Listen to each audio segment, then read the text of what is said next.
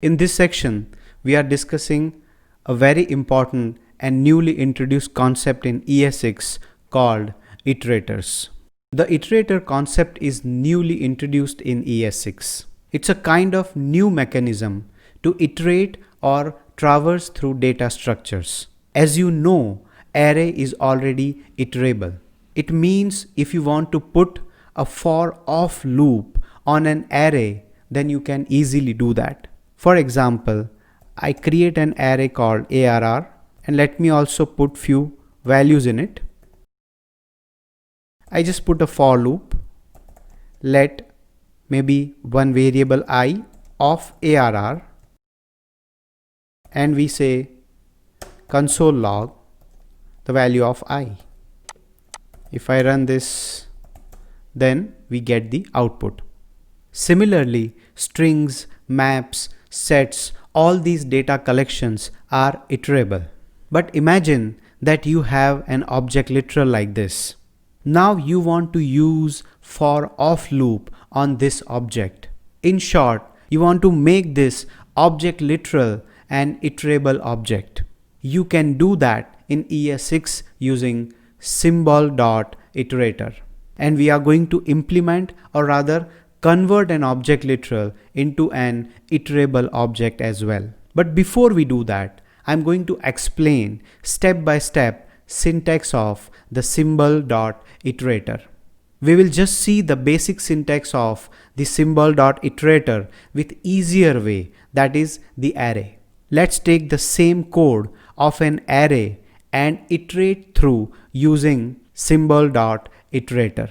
Let's try that. So here I'm going to say itr. The reason I'm taking an object itr because the array should have a key called symbol.iterator which returns the iterable object. So this is a kind of method you are calling with key symbol.iterator and that returns the iterable object in itr. Let's try to display the value of itr. As we go on, you will have a clear idea what exactly am I doing here. Let me save this and run the code. As you can see, the value of itr says that it is an array iterator. Now the next thing is that itr object will automatically have a next method which will iterate through every element one by one. So I can either say itr.next, whatever it returns I can store it in a variable and we display it, or we can straight away display as well as we move to the next element as well. So now if I run this, it will start moving. So now if you see this, that itr's value is this, that is object array iterator. The next is value and done. The value is 4, which is the 0th element of array. Done is the status that it is not yet done, that is the iteration is not over. If I write this statement 4 times, let me write it 5 times in fact. 1, 2 and 5. I'll remove this itr now. Again we run to see what happens.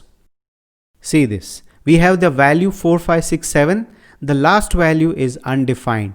Every time done says false, but the last iterator returns this object itself. The iterator returns this object which has value and the next iteration status. So here we have true, that means now it is done. So now we have used the symbol.iterator to iterate through array, though our purpose is to iterate through object literal as well.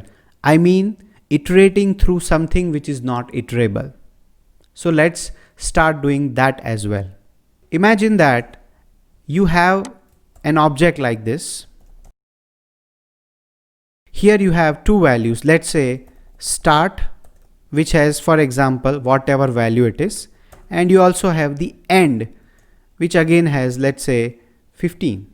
So now we want to iterate through not the properties, that is start, end and so on. We want to iterate through 10 to 15. Now when I say iterate, it literally means that you should be able to have a for loop like this for I of obj. Now this is not possible. We want that every time this loop is executed, the obj is executed, there has to be a value 10, 11, 12 and so on. And it should go till the end of this value. Let me just put a console. Also later on it will give you the output, not at the moment. At the moment, if I try to run this, certainly it will give me an error saying that obj is not iterable, right? It is not the iterable object. So I cannot have for of with obj, and that's what we are going to do. How? Let's see the rules first of all. When you want to make an object iterable, it should have method whose key is symbol.iterator. That means I am supposed to put a method inside obj. At the moment I am defining the method separately.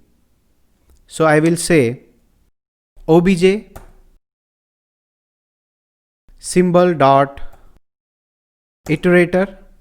I'm adding a function to it. Now as I said, the object should have symbol.iterator method, and that should return an iterable object. That should also have the next method as well. So these are the rules you need to follow. So first thing, I'm going to create an iterable object. So I'll say itr in it, and this I'm going to return from this method. So I'll say return itr.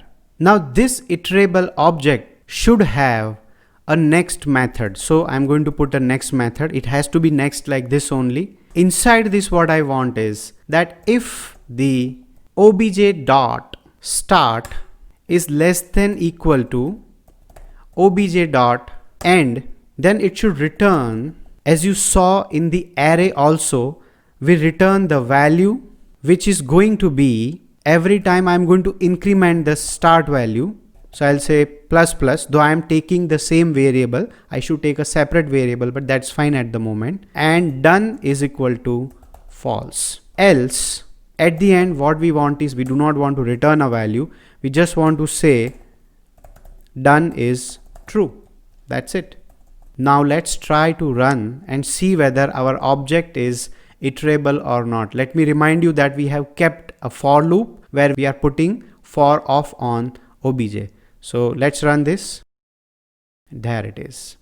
So now we have the value 10 to 15 right here. So the condition here is you put a method inside the object which returns an iterable object, like here we have done this. This, if we want to simplify, then you can remove this return statement from this place. Now instead of this, if you just say return here, this should also work, right? Because there is no difference as such in writing like this. So now if I just run, the output should be the same. So we have this output, the code is still running here.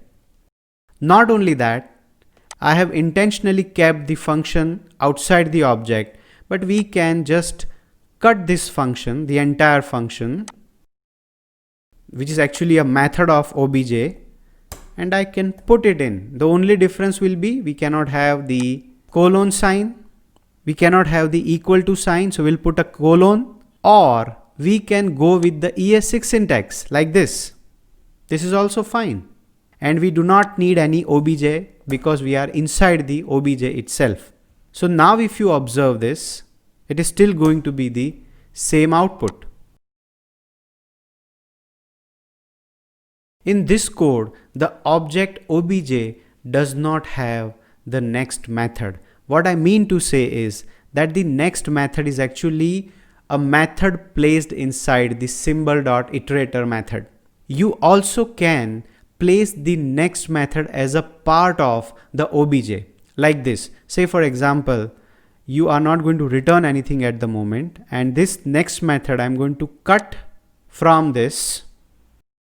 This is not needed at the moment. Let's say this is the end of symbol.iterator method. So I'll bring the bracket here. Then comma I'm going to add that this is now the next method of obj itself. Earlier this next was part of symbol.iterator. Now I am keeping next as part of obj only. Now the only thing is, when you write the symbol.iterator, you must return the object itself, right? Because there won't be any reference otherwise.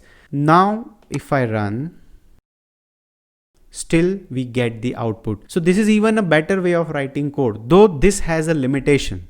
And the limitation is that this way is only possible when iterator and iterable are the same object.